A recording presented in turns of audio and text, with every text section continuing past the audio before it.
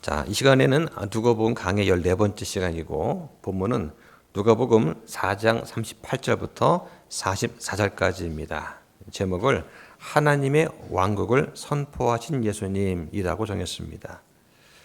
우리가 지난 시간에 유대인들이 그토록 갈망하던 메시아가 오셨지만 그 예수님의 겉모습만 보고 배척하고 영접하지 않는 나사렛 사람들의 영적인 무지를 우리가 살펴보았습니다. 그 결과 이방인들한테 구원의 복음이 옮겨갈 것이다 하는 예수님 말씀을 듣고 자기의 죄를 회개하기는커녕 오히려 타오르는 격분으로 인해서 예수님을 내쫓은 그런 유대인들을 보게 되었습니다.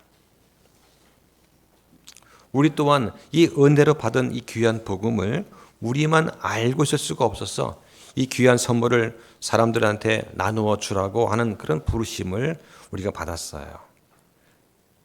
당연히 우리는 때로는 배척을 받고 무시당하고 조롱과 손가락질을 받을 수 있습니다. 특히 나를 잘 아는 가족과 친척들, 친구들은 더욱 그러할 것입니다. 그러나 우리가 바른 교리, 바른 성경, 바른 신약교회를 한다는 것에 사명감을 가지고 먼저 우리가 말씀대로 살아가야 되겠다 하는 그런 이야기를 드렸어요. 자, 오늘은 누가복음 4장 38절부터 44절까지의 본문을 중심으로 하나님의 왕국을 선포하신 예수님, 이런 제목으로 말씀을 드리려고 합니다. 특히 오늘 설교의 포인트는 하나님의 왕국이 뭔지, 하늘의 왕국이 뭔지, 그리고 하늘 왕국은 어떤 것인지 잘 구분해서 들었으면 좋겠습니다.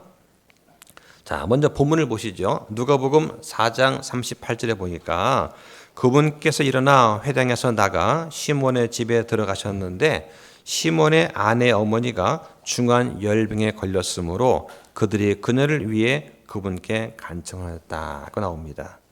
자, 그런데 여기 38절은 가톨릭 신자들한테 큰 혼란을 주는 그런 구절입니다.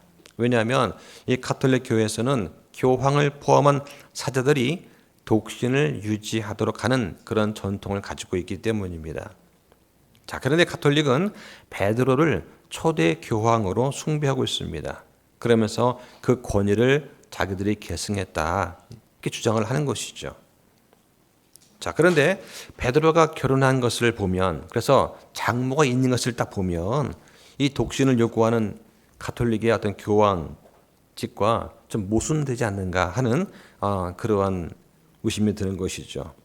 만약 베드로가 첫 번째 교황이라면 그가 결혼을 하고 아내를 두었다는 사실이 문제가 되는 것입니다. 성경에서 감독은, 이 감독은 비숍인데 천주교의 주교에 해당해요. 이 감독은 한 아내의 남편이 한다라고 디모데전서 3장 2절에 분명히 말씀을 합니다. 또 베드로는 자신이 장로였다고 말씀을 하는 것이죠. 그러니까 장로인 베드로는 결혼도 했고 복음을 전할 때 아내를 동반하기도 한 것입니다. 그런 천주교는 이 베드로가 초대 교황이다 하면서 이 초대 교황을 따라서 자기들은 독신을 유지한다라고 주장하는 것입니다. 이건 어폐가 있는 것이죠. 자, 39절에 보니까 그분께서 서서 그녀를 내려다보시며 열병을 꾸짖으시니 병이 그녀에게서 떠나고 즉시 그녀가 일어나 그들을 섬기더라 했습니다. 자, 여기서 우리가 주목할 부분이 있습니다. 예수님께서 여인을 만지지도 않고서 그녀가 치유가 되었다라고 하는 것입니다. 자, 보통은 우리가 질병을 치유할 때 안수를 주거나 이렇게 해서 이제 치유를 하지 않습니까? 근데 예수님께서는 열병을 꾸짖었다고 하는 거예요. 열병이 말을 알아듣나요? 자, 무엇일까요? 열병이 인격체입니까? 이 말은 열병이라고 하는 그 뒤에 뭔가가 존재한다는 것이죠. 마귀의 영이 있어서 그 열병을 일으켰다고 하는 것입니다. 예수님께서 그 열병을 꾸짖으셨다. 그러니까 열병을 일으키는 어떤 마귀를 예수님께서 꾸짖으신 거예요. 자, 그런데 은사주의자들은 접촉점이라고 하는 개념을 사용합니다. 그래서 뭔가 치유를 하기 위해서는 사람을 만져야 한다라고 주장을 하는 것이죠. 그러면서 텔레비전이 등장하니까 그들은 뭐라고 하느냐, 집에서 보는 사람들한테 텔레비전 화면에 손을 대라고 말을 하면서 치유의 접촉점을 만들어야 된다, 이렇게 주장을 하는 거예요. 옛날 80년대에 전 세계적으로 우리나라도 왔었습니다. 유리 겔라라고 하는 마술사가 TV에 등장을 했습니다. 저도 그걸 봤는데 전 국민을 최면술에 걸리게 해서 집에 멈춰있는 시계를 꺼내라. 그런 다음에 같이 하나 둘 셋 외치면 시계 바늘이 갈 거다. 전국적인 최면 아닙니까? 그런데 실제로 시계 바늘이 움직였다고 하는 사람도 있고 움직이지 않았다는 사람도 있습니다. 학교에서는 학생들이 친구를 어떤 의자에 앉혀놓고 손가락으로 합심해서 들어 올려서 학교 교실 천장에 머리를 부딪혀서 부상을 당하는 일들이 뉴스에 나오기도 했습니다. 최근에 이 유리겔라의 마술 중 유명한 게 숟가락 구부리는 거 아닙니까? 그런데 미국의 어떤 그 방송에서 찾아갔습니다. 그래서 우리가 준비한 이 숟가락을 구부려 봐라. 결국 숟가락 구부리는 것이 가짜라고 하는 게 들통이 났어요. 그래서 방송에 퍼졌습니다. 결국 유리겔라는 사기꾼이었습니다. 은사주의자들이 꾸짖는 행위를 합니다. 사탄아 물러가라, 마귀야 떠나가라, 꾸짖어요. 왜냐? 예수님도 꾸짖었으니까 나도 이 질병을 예수님의 이름으로 꾸짖는다 하는 것입니다. 그러면서 사탄아 내가 너를 꾸짖는다, 사탄아 내가 너를 묶어버리겠다 라고 하는 그런 관행을 은사주의자들이 시작을 했습니다. 그런데 사탄은 결코 꾸짖어지지도 않고 묶이지도 않았습니다. 그는 여전히 울부짖는 사자와 같이 다니면서 삼킬 자를 찾고 있다고 성경에서는 말씀을 하고 있는 것이죠. 사탄은 묶여지지 않습니다. 그런데 언제 묶여지느냐? 계시록 20장 1절로 3절에서 천년 왕국이 시작할 때 묶여지게 된다고 성경은 말씀을 합니다. 그리고 바닥 없는 구덩이에 던져진다고 하는 것이죠. 계시록 20장 1절에 보면 또 내가 보니 한 천사가 바닥 없는 구덩이의 열쇠와 큰 사슬을 손에 들고 하늘로부터 내려와 마귀요 사탄인 그 용 곧 저 옛뱀을 붙잡은 뒤 그를 천년 동안 결박하여 바닥 없는 구덩이에 던져 가두고 그에게 봉인을 하여 천년이 찰 때까지 그가 더 이상 민족들을 속이지 못하게 하였는데 그 뒤에는 그가 반드시 잠시 동안 풀려난다고 성경에 명시되어 있는 것이죠. 자, 이런 식으로 현대 기독교와 성경 사이에는 분명한 차이가 있습니다. 이 차이가 왜 나올까?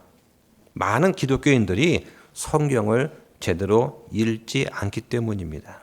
그래서 어떤 사람이 허풍을 치면서 다가오면 사람들은 그 말을 듣고 귀가 솔깃해서 받아들이게 되는 것입니다.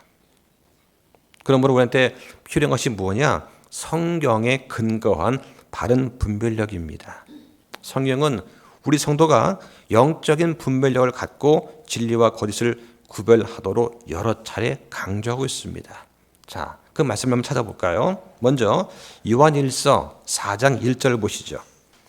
자, 요한일서 4장 1절에 사랑하는 자들아 영을 다 믿지 말고 그 영들이 하나님께 속하는지 그것들을 시험하라. 많은 거짓 대언자들이 나와서 세상에 들어왔기 때문이라고 말씀을 합니다. 세상에는 분명히 진리의 영이 있고 오류의 영이 있다고 말씀을 합니다. 예수 그리스도께서 육체 안에 오신 것, 즉 우리의 중재자가 되기 위해서 죽임을 당하려고 사람의 몸으로 오신 것을 시인하지 아니하는 영은 적 그리스도의 영이다라고 성경 말씀합니다. 따라서 모든 가르침과 영적인 현상을 무조건 받아들이지 말고 이것이 하나님께 속한 것인지 아닌지 분별하라고 말씀을 하시는 겁니다. 자, 또 보겠습니다. 데살로니가 전서 5장 21절과 22절을 보시죠. 모든 것을 시험해 보고 선한 것을 굳게 붙들라. 모든 모양의 악을 삼가라고 말씀을 합니다. 모든 것을 한번 시험해 봐라. 검증해 보라고 하는 것입니다. 그래서 선한 것은 취하고 악한 것은 버려야 한다는 이런 분별의 원칙을 성경은 말씀을 하는 것입니다. 자, 또 보겠습니다. 마태복음 7장 15절과 16절을 보시죠. 거짓 대언자들을 조심하라. 그들은 양의 옷을 입고 너에게 오지만 속은 약탈하는 일이니라. 너희가 그들 열매로 그들을 알리니 사람들이 가시나무에서 포도를 또는 엉겅퀴에서 무화과를 거두겠느냐 말씀을 하시는 거예요. 겉모습만 보지 말고 그들의 행위와 열매로 참된 신앙을 분별하라고 말씀을 하시는 겁니다. 사람들이 거짓 교리를 선포하는 것이 아닙니다. 문제는 사람들이 바른 교리를 선포한다고 하면서 실제로 그의 행실의 열매가 없는 것, 이거를 경계하라고 하는 거예요. 거짓 대언자들도 말할 때는 바른 진리를 말하는 것 같습니다. 그런데 그들의 행동을 보면 성경의 말씀과 위배가 되는, 배치가 되는 그런 행동들을 하는 것을 볼 수가 있어요. 이게 바로 열매인 것입니다. 열매로 그들을 알 수 있다고 성경은 말씀을 하는 것이죠. 자, 또 보겠습니다. 빌립보서 1장 9절과 10절을 보겠습니다. 내가 이것을 기도하노니 곧 너희의 사랑이 또한 지식과 모든 판단에 더욱더 풍성해져서 너희가 뛰어난 것들을 입증하고 그리스도의 날까지 순전하고 걸려 넘어지게 하는 것이 없는 사람이 되라고 말씀을 하는 거예요. 사랑과 지혜를 바탕으로 진리를 잘 분별하라. 그리고 거짓에 흔들리지 말아라.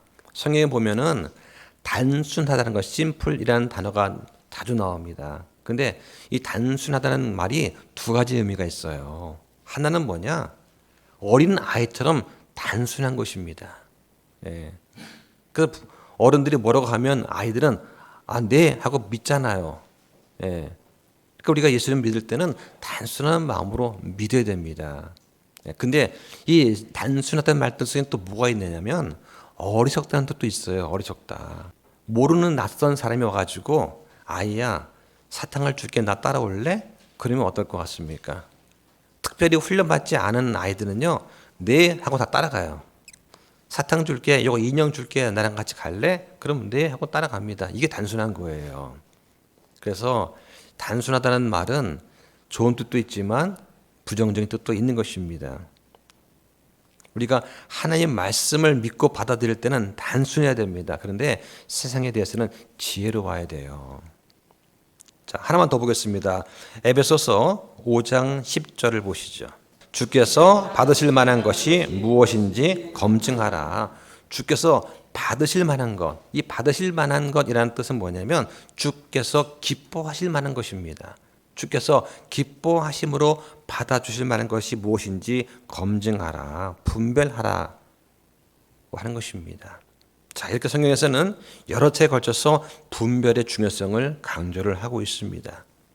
자, 다시 본문 보겠습니다.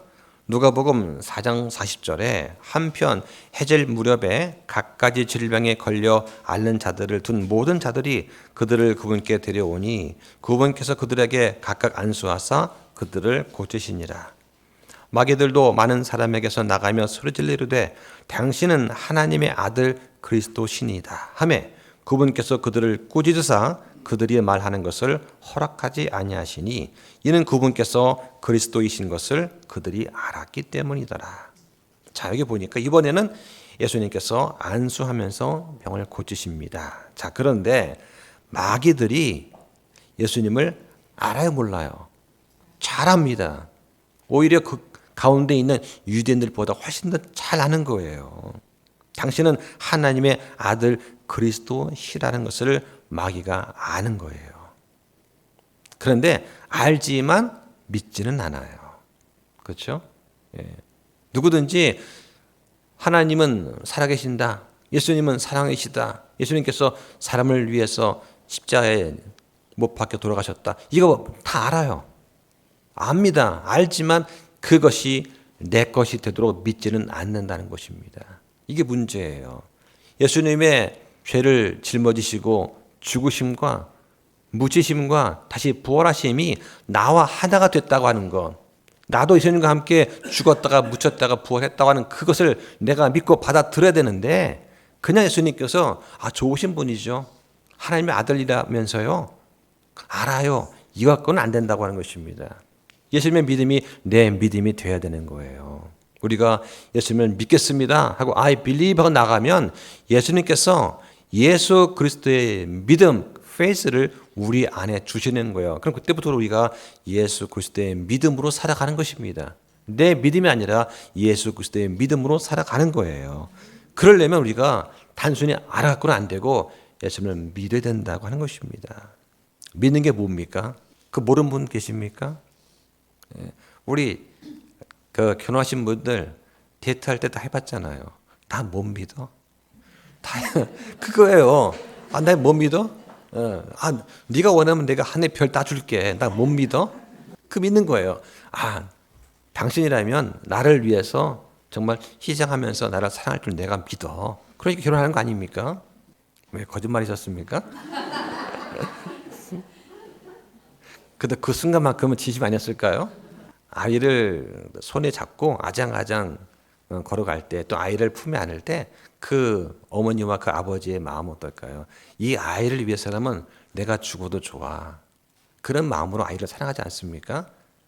그리고 그 아이가 미끄럼틀이나 나무까지 올라갔다가 아빠 나 받아줘 하고 펄떡 뛰잖아요. 무슨 그 날다람쥐처럼 펄쩍 날아옵니다. 그러면 부모가 아이를 받잖아요. 그 왜 뛰어야 아이가?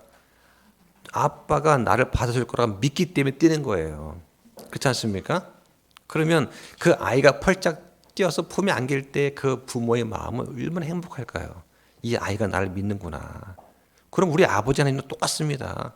아버지 하나님께서 원하시면 제가 이 일을 하기 원합니다. 나한테 일을 하시는 능력을 주십시오 하고 우리가 복음도 전하고 주의 영광을 위해서 일을 할 때에 아버지께서 얼마나 기뻐하실까요? 받아주실 만하지 않겠습니까?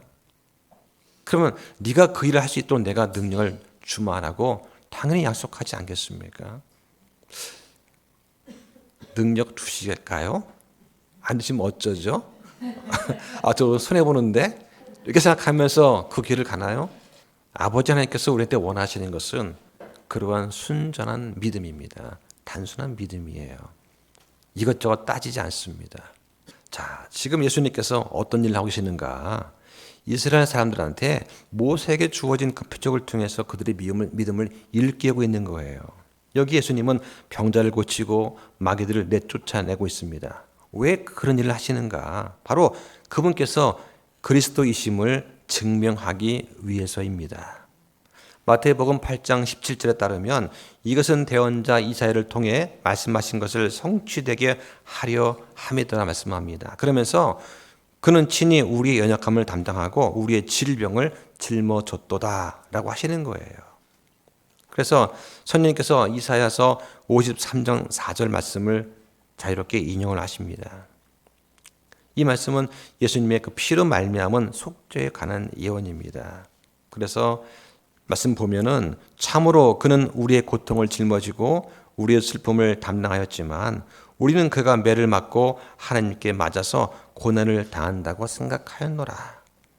자, 그런데 구약에 나오는 많은 예언들처럼 여기에는 두 가지 적용이 있을 수 있어요. 이사야서에 나오는 참으로 그는 우리의 고통을 짊어지고 우리의 슬픔을 담당하였지만 우리는 이때 우리가 누구냐? 이스라엘을 가리키는 거예요. 예수님께서 복음을 전하셨던 많은 경우에 예수님은 이방인들과도 교류를 하셨지만 여기서 우리는 할 때 그 우리 표현은 대부분 이스라엘 사람들을 가리키는 것입니다. 그러니까 이스라엘한테 적용되는 그 말씀을 이방인한테 강요 적용할 수는 없어요. 자, 그런데 예수님께서 이 속죄를 통해 이루어 주신 이 모든 혜택은 지금 당장 주어지는 것이 아니라는 것도 기억을 하셔야 됩니다. 예수님은 창조물 전체를 구속하기 위해서 죽으셨습니다. 그런데 그 구속은 예수님께서 재림하실 때 온전하게 이루어지는 거예요. 지금 당장 이 시점에서 속죄로 인한 그 치유는 뭐냐? 구원의 과정에서 이루어지는 영적인 치유를 말씀하고 있는 것입니다. 그래서 베드로전서 2장 24절에 친히 나무에 달려 자기의 몸으로 우리의 죄들을 지었으니 이것은 죄들을 향해 죽은 우리가 살아서 의를 향해 살게 하려 하심이라. 그분께서 채찍에 맞음으로 너희가 고침을 받았다. 그 말씀을 합니다. 채찍에 맞음으로 너희가 고침 받았다고 하는 거 일단 일차적인 영적인 치유를 말하는 것이지 육신의 질병이 낫는다는 그것은 아니라고 하는 것을 기억하셔야 됩니다. 베드로는 이 이사의 예언을 그리스도의 몸에 속한 이방인 신자들한테 적용을 했어요. 그런데 이것은 육체적인 치유와는 관계가 없는 것이었습니다. 오히려 이 치유의 은사는, 이 치유의 선물은 바울한테 있어서 그 사역의 마지막에 이를 때 거의 사라지고 남아있지 않았어요. 그 증거가 디모데후서 4장 20절에 보면 에라스도가 나오는데 에라스도는 고린도에 머물러 있으나 드로비모는 병들어서 내가 밀레도에 남겨두었노라. 그러니까 사도 바울이 사역을 거의 다 끝마치고 이제 곧 순교할 날이 얼마 남지 않았을 때 쓴 게 디모데후서입니다. 여기에 보니까 드로비모라고 하는 함께 동역하는 제자가 있었는데 병이 든 거예요. 그런데 바울이 이 드로비모를 고치지 못하는 거예요. 사도인 바울이, 죽은 자도 살렸던 이 바울이 이제는 그 은사가 사라져서 못 고치는 겁니다. 그러니까 드로비모한테 너는 밀은 남아있어라 하고 나머지 일행만 떠나는 것이죠. 그러니까 하나님께서 치유를 하지 않는다거나 기도를 통해 치유할 수 없다는 그런 뜻이 아니고, 지금 오늘날 이 시간에 우리가 성경에서 예수님과 사도가 행했던 그런 것과 같은 기적과 치유를 보지는 못한다는 거예요. 그러니까 지금 이 시간에도 믿음과 기도로 병이 치유될 수는 있습니다. 그건 믿어요. 그런데 그런 일을 전문적으로 하는 치유자는 존재하지 않는다는 것입니다. 지금 이 시대에 안수한다고 해서 안전병이 확 일어나고, 안수한다고 해서 암에 걸린 사람이 금방 낫고, 이런 건 존재하지 않는다고 하는 것입니다. 사도 바울의 사도시대 때 그건 다 끝난 거예요. 다만 하나님께서 그 은혜로 지금 이 시간에도 우리가 기도를 하면 응답해 주시기도 하고, 또 의사라 하는 걸 통해 가지고 우리가 질병을 치료하게 도와주시는 것이지, 지금은 그런 치유의 은사, 선불은 지금 남아있지 않다. 그 다음 본문에 보니까 41절에서 예수님께서 자신에 대한 마귀들이 증언하는 거 이거 거부하셨습니다. 마귀들이 우리는 당신 알아요. 당신은 예수 그리스도이십니다. 하나님의 아들이십니다. 이걸 안다는 것이죠. 그러면서 마귀들이 증언을 하잖아요. 예. 그런데 예수님께서 이걸 못하게 막으신다. 자, 똑같은 일이 사도행전 16장 17절에 나옵니다. 여기 보면 점치는 영한테 사로잡힌 어떤 소녀가 있는데, 이 소녀가 바울 일행을 쭉 따라오면서 계속 외칩니다. 이 사람들은 지극히 높으신 하나님의 종들이다. 그리고 우리한테 구원의 길을 보여주는 사람들이다 하고 외치면서 따라오는 겁니다. 며칠 동안 계속해서. 그러니까 바울이 근심이 돼서 돌아서서 그 영한테 외치는 것이죠. 예수 그리스도 이름으로 내가 너에게 명하노니 그녀에게서 나오라 하는 겁니다. 그 소녀는 거짓말하지 않았습니다. 마귀들은 거짓말하지 않았어요. 분명히 그 소녀는 여기에 기록되지 않은 다른 것들도 많이 말을 했을 것입니다. 분명히 그것은 복음적인 진리인 것은 맞아요. 그들은 지극히 높으신 하나님의 종들이다. 마케도니아 사람들한테 구원의 길을 보여주고 있다. 맞는 얘기 아닙니까? 자, 그러면 이제 질문이 생기는 것이죠. 왜 바울은 그 소녀가 바울의 복음 선포를 선전하도록 내버려 두지 않았을까 하는 것입니다. 만약 이 마귀들과 더러운 영들이 바울의 사역과 관계가 된다면, 그러면 유대인들은 마태복음 12장 24절의 말씀을 바울한테 적용시킬 것입니다. 자, 한번 보실까요? 마태복음 12장 24절 말씀을 보시죠. 왜 예수님께서 마귀들의 증언을 거부하셨고, 왜 바울이 점치는 영한테 잡힌 그 소녀의 증언을 거부했을까? 그 이유가 뭐냐? 여기 보니까 바리새인들은 그것을 듣고 이르되 이 자가 마귀들의 통치자 바알세봅을 의지하지 않고서는 마귀들을 내쫓지 못하느니라, 이 말을 가지고 할까 봐. 그러면 어떻게 됩니까? 오히려 이게 역효과가 나는 거 아니겠습니까?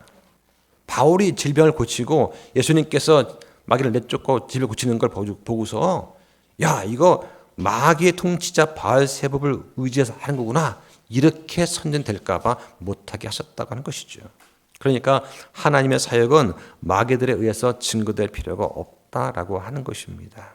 자, 또 한번 보겠습니다. 42절에 날이 밝음에 그분께서 떠나 외딴 곳으로 가시니 사람들이 그분을 찾다가 그분께 와서 그분을 붙들어 그분이 자기들을 떠나지지 못하게 하며 그분께서 그들에게 이르시되 내가 반드시 다른 도시들에도 하나님의 왕국을 선포해야 하리니 그런 까닭으로 내가 보내어 줬노라 하시고 갈릴리의 회당들에서 선포하시니라.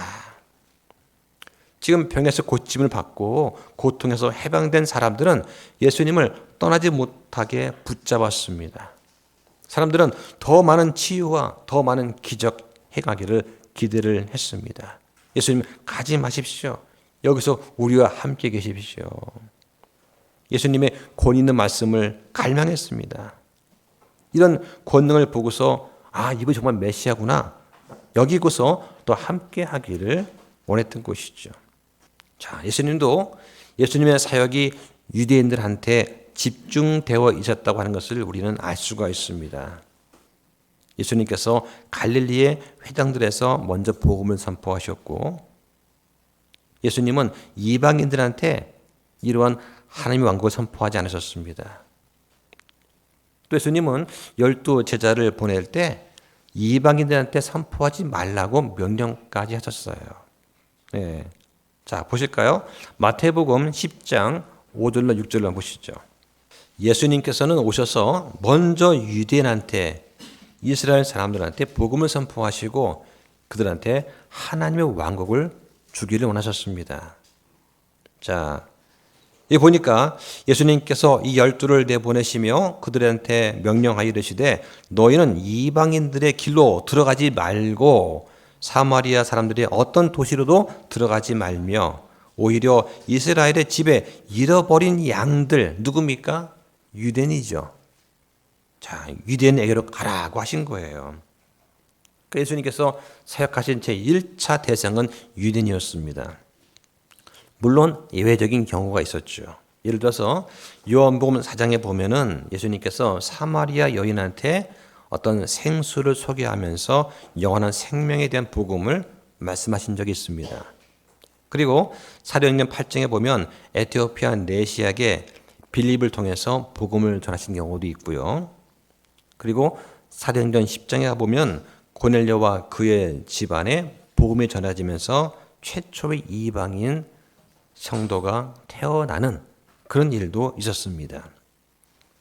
자, 그런데 주된 사역의 대상은 유대인이었어요. 자, 여기 보니까 이 누가복음 4장에 보면 예수님께서 하실 일이 뭔가 잘 나와 있습니다. 그래서 우리 지난 시간에 4장 18절 19절에 보면 가난한 자들한테 복음을 선포하시는 거 그 내용이 나와 있지 않습니까? 자, 그런데 오늘 본문에 보면 43절에 내가 반드시 다른 도시들에도 하나님의 왕국을 선포하여야 한다고 하시는 거예요. 자, 그래서 오늘 이 시간에 하나님의 왕국하고 하늘의 왕국하고 하늘의 왕국은 우리 영어 킹덤 성경에서 뭐라고 말을 하는가 이걸 정확하게 한번 정리를 하는 시간을 갖도록 하겠습니다. 자, 먼저 하나님의 왕국은요 성경에 약 70번 정도 나옵니다. 마태복음에 5번, 마가복음에 15번, 누가복음에 32번 가장 많이 나와요. 또 요한복음엔 2번 나오고 그 외에 바울 서신과 계시록에도 나옵니다. 자, 그런데 하늘의 왕국은 마태복음에만 33번 나와요. 자, 이 하나님의 왕국, Kingdom of God 이것을 개역 성경은 그냥 하나님의 나라 이렇게 번역을 했습니다. 그리고 하늘의 왕국도 개역 성경은 하나님의 나라 또는 천국 이렇게 번역을 해서 이제 혼동해 놨습니다. 구분을 해놓지 않고 있어요. 자, 먼저 하나님의 왕국이 뭐냐? 이것은 하나님께서 영적으로 통치하시는 영역입니다. 그러니까 하나님께 속한 모든 영적인 것을 다 포함할 때 이것을 하나님의 왕국이라고 합니다. 여기는 누가 들어가느냐? 예수 그리스도를 믿고 성령으로 다시 태어난 자들이 들어가는 곳입니다. 이건 보이지 않는 영적인 왕국이에요. 그러니까 여러분들이 예수 그리스도를 믿고 구원을 받으면 그 순간 이 하나님의 왕국에 들어갑니다. 여러분 지금 하나님의 왕국에 들어가 있어요.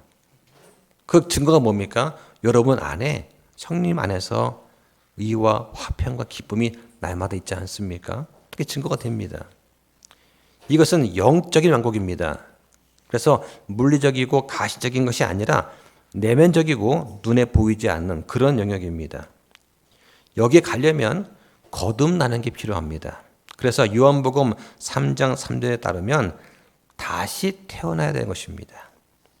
여기는 유대인뿐만 아니라 이방인도 들어갈 수 있습니다. 이 왕국은 영원합니다. 결코 무너지지 않습니다. 자, 말씀 한번 찾아볼까요? 자, 누가복음 1장 33절 보시죠. 그가 영원토록 야곱의 집을 통치하며 그의 왕국이 무궁하리라. 야곱의 집, 즉 이스라엘을 통치한다는 것이죠. 그의 왕국이 무궁하다고 하는 것입니다. 그래서 하나님의 왕국은 영원하고 무너지지 않습니다. 자, 성경의 근거를 보면 자, 요한복음 3장 3절을 보실까요? 함께 씁니다. 시작. 예수님께서 그에게 응답하여 이르시되 진실로 진실로 내가 너에게 이르노니 사람이 다시 태어나지 아니하면 하나님의 왕국을 볼 수 없느니라 하시니라. 그러니까 영적인 왕국이기 때문에 육신적인 출생, 엄마 배에서 한번 태어나 가지고는 결코 들어가지 못합니다. 반드시 성령으로 다시 태어나서 영적인 출생을 해야만 들어갈 수 있는 것이 하나님의 왕국입니다. 자, 하나 더 보시죠. 로마서 14장 17절 보겠습니다. 하나님의 왕국은 먹는 것과 마시는 것이 아니요 성령님 안에서 의와 화평과 기쁨이니라. 여러분 안에 성령님 안에서 주시는 의와 화평과 기쁨이 있습니까? 이게 있으면 아, 내가 지금 하나님의 왕국에 들어가 있구나 생각하시면 맞습니다. 그러니까 정리하면 하나님의 왕국은 구원받은 성도가 성령 안에서 누리는 영적인 왕국입니다. 교회 시대에 우리가 들어가는 왕국이 바로 하나님의 왕국이에요. 자, 그러면 하늘의 왕국 보겠습니다. Kingdom of Heaven. 이건 개혁성경에서도 하나님의 나라 혹은 천국으로 번역이 되어 있습니다. 자, 하늘의 왕국은요, 물리적이면서 눈에 보이는 왕국입니다. 이 땅에서 이루어질 메시아 왕국이에요. 그러니까 마태복음에서 예수님께서 하늘의 왕국을 선포하실 때 그 말은 뭐냐? 유대인들이 예수 그리스도를 믿고 영접하면 그 순간 이루어졌을 것입니다. 근데 거부하잖아요, 예수님을. 그래서 교회 시대라고 하는 것이 생기고 이 하늘의 왕국이 지금 벌써 2000년 이상 연기되어 있는 상태입니다. 유대인한테 약속이 되었던 다윗의 왕좌에서 이 메시아 예수님이 직접 통치하시는 천년 왕국을 의미하는 거예요. 그러니까 이제 하늘의 왕국은 천년 왕국에서 온전하게 이루어집니다. 천년 왕국은 물리적입니다. 실제로 눈에 보이는 왕국입니다. 이 하늘의 왕국은 유대인 중심이에요. 하나님께서 아브라함과 다윗한테 주신 그 땅과 왕권의 약속이 성취가 되는 것이 바로 이 하늘의 왕국입니다. 이것을 우리가 성경에서 천년 왕국이라고 부르는 것입니다. 예수님께서 재림하신 다음에 천년 동안 이 땅에서 통치를 하시는 것이죠. 자, 조건이 뭐냐? 유대인들이 회개할 때 이 왕국이 임하는 거예요. 그래서 마태복음 3장 2절에 이르되 너희는 회개하라 하늘의 왕국이 가까이 왔느니라 할 때에 유대인들이 회개하고 영접했으면 그 순간 하늘의 왕국이 임했을 거라는 것입니다. 자, 근데 이 부분을 개혁성경은 회개하라 천국이 가까이 왔느니라고 합니다. 근데 천국은 우리 모두가 가고 싶어하는 곳 아닙니까? 그런데 그렇지 않은 것이죠. 이 하늘의 왕국은 유대인한테 약속된 왕국입니다. 그래서 유대인이 회개하고 메시아를 받아들이면 임하는 왕국이었다. 근데 거부했기 때문에 예수님의 재림 후에 천년 왕국에서 임하게 된다라고 하는 것입니다. 자, 마태복음 5장 5절에 보면 온유한 자들은 복이 있나니 그들이 땅을 상속받을 것이기 때문이요. 이런 말씀이었습니다. 그래서 땅을 상속받는다 이런 개념이에요. 그러니까 하늘의 왕국은 땅과 관련이 되어 있는 것입니다. 그래서 땅을 상속받는 이 유대인한테 약속된 복이다. 정리하면 하늘의 왕국은 유대인한테 약속된 이 지상의 왕국입니다. 예수님이 재림하실 때 이루어질 천년 왕국이고 또 마태복음에만 나오는 표현이기 때문에 유대인을 대상으로 한 메시지다. 이 정도를 기억하시면 좋겠습니다. 자, 그러면 이제 남은 것이 하늘 왕국입니다. 영어로는 Heavenly Kingdom입니다. 자, 한번 승해 보실까요? 디모데후서 4장 18절 보시죠. 자, 함께 씁니다. 시작. 주께서 나를 모든 악한 일에서 구출하시고 또 자신의 하늘 왕국에 이르기까지 나를 보존하시리니 그분께 영광이 영원무궁토록 있기를 원하노라. 아멘 합니다. 여기 하늘 왕국이 나옵니다. 지금 바울이 순교를 앞둔 상태에서 쓰고 있는 이 디모데후서에서 하늘 왕국으로 인도하실 예수 그리스도를 찬양하면서 쓴 그런 편지입니다. 이 하늘 왕국이 어디 있느냐? 지금 저 하늘 셋째 하늘에 위치한 영원한 하나님 왕국이에요. 예. 여러분들이 지금 이렇게 살다가 만약 주님께서 오늘 밤 부르시면 어떻게 될까요? 우리 영혼 하나님께 가고 우리 몸은 땅에 묻히겠죠. 그리고 우리의 혼은 그 즉시 셋째 하늘로 올라가게 됩니다. 예수 그리스도를 믿고 구원받은 성도들이 죽어서 들어가는 저 하늘의 왕국이 바로 이 하늘 왕국이다. 이게 천국입니다. 이게 천국이에요. 근데 이제 개혁성경은 천국을 이렇게 막 좀 분별 없었기 때문에 혼동이 되는 것이죠. 유대인한테 주어져야 될 것과 이방인한테 주어져야 될 것, 또 교회한테 주어지는 것, 이걸 구분해 놓지 않기 때문에 혼동을 하게 되어 있습니다. 이 하늘 왕국은 하늘의 왕국처럼 이 땅에서 이루어지는 그런 물리적 왕국이 아니에요. 그래서 이 하늘 왕국은 하늘에 있습니다. 헤븐리, 천상적인 왕국이에요. 이것은 하나님의 보좌가 있는 그런 하늘의 영역입니다. 또한 영원합니다. 그리고 모든 구원받은 성도들의 소망이 바로 이 하늘 왕국입니다. 죽은 다음에 영적으로 거하게 될 영원한 우리의 처소가 하늘 왕국이지요. 자, 그래서 이제 여러분 그 주부에 있는 표를 보시면 구분이 났으니까 특히 여기서 보면 그 중간에 보면 시기가 있습니다. 시기. 하나님 왕국은 언제 들어갑니까? 구원받는 순간 그때 시작이 되는 거예요. 그렇죠? 하늘의 왕국은 미래에 이루어지는 것입니다. 그리고 하늘 왕국은 성도가 죽은 후에 주님께서 영원한 왕국으로 인도하실 때 그때 우리가 시작이 되는 것이죠. 이걸 구분하실 수 있어야 됩니다. 다시 본문 들어가서 예수님께서 갈릴리의 회당에서 복음을 선포를 하십니다. 예수님께서 오셔서 가장 많이 하시고 먼저 하신 것은 선포하신 겁니다. preaching, 복음을 선포하시고 말씀을 가르치신 것을 가장 먼저 하셨어요. 성경에서는 복음을 선포하라고 우리한테도 명령을 하십니다. 디모데후서 4장 2절에 말씀을 선포하라. 때에 맞든지 맞지 아니하든지 긴급히 하라. 모든 오래 참음과 교리로 책망하고 꾸짖고 권면하라고 말씀을 하시는 겁니다. 나는 다 알지만 근데 만약 오늘 어떤 분이 새로 오셨는데 어떤 복음 말씀 듣고서 쿵 하고 와닿으면서 내 영에 딱 깨어서 하나님께 돌아올 수 있다면 그 얼마나 귀중한 것이겠습니까? 때에 맞든지 맞지 않든지 간에 말씀, 복음의 말씀을 선포하라고 하는 것입니다. 성경은 그들이 듣지 않고서 어떻게 믿을 수 있겠느냐. 전도자가 없으면 안 된다고 말씀을 하십니다. 로마서 10장 14절에 그런즉 그들이 자기들이 믿지 아니한 분을 어찌 부르겠느냐.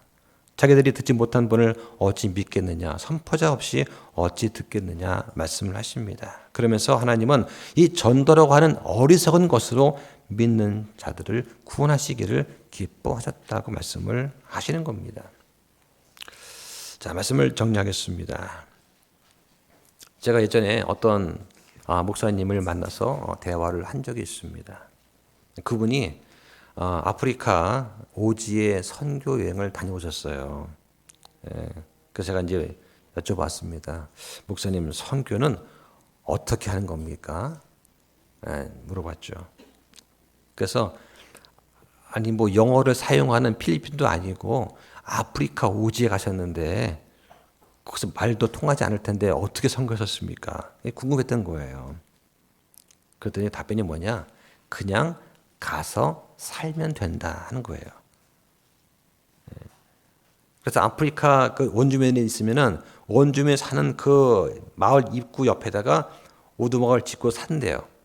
그렇게 하루, 한 달, 몇 달 쭉 살면은 원주민들이 왔다 갔다 하면서 기웃기웃 한다는 것입니다.